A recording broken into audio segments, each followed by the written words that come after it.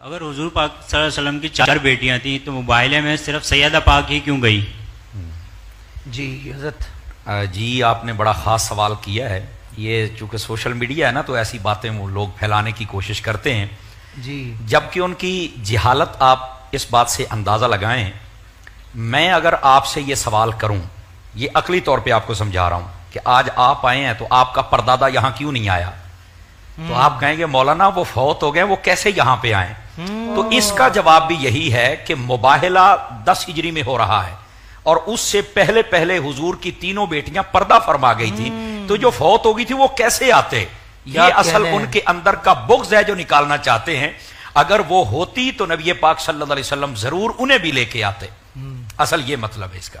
تو حضرت یہ بغض بھی کوئی بہت زیادہ اوپر لیول کا نہیں ہوگا کہ جو حضور کی شہزادیوں سے بغض ہے؟ اصل میں بتاؤں اس کی وجہ کیا ہے. اب آپ نے پوچھ لیا تو میں یہ بھی بتا دیتا ہوں. اصل میں وجہ یہ ہے نبی پاک صلی اللہ علیہ وسلم کی جو باقی بیٹیاں ہیں ان میں سے 2 یکے بعد دیگرے حضرت عثمان غنی کے نکاح میں آئی ہیں.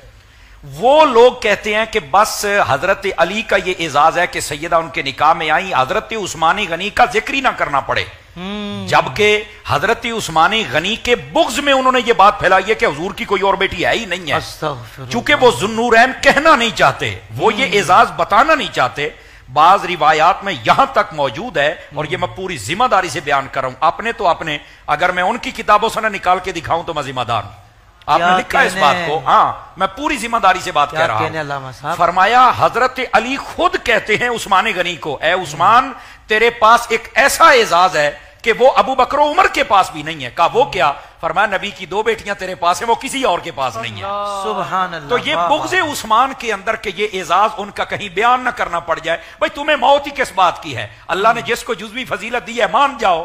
یہ علی کا مقدر ہے کہ طہارت ان کے نکاح میں آئی، یعنی حضرت فاطمہ، اور یہ عثمان کا مقدر ہے کہ نبی کی 2 بیٹیاں ان کے نکاح میں آئیں کے بعد دیگرے. تو اصل یہ بغض عثمان کی وجہ سے لوگ بیان نہیں کرتے. تو یہ بغض ہے جس کی وجہ سے وہ بیچارے یہاں تک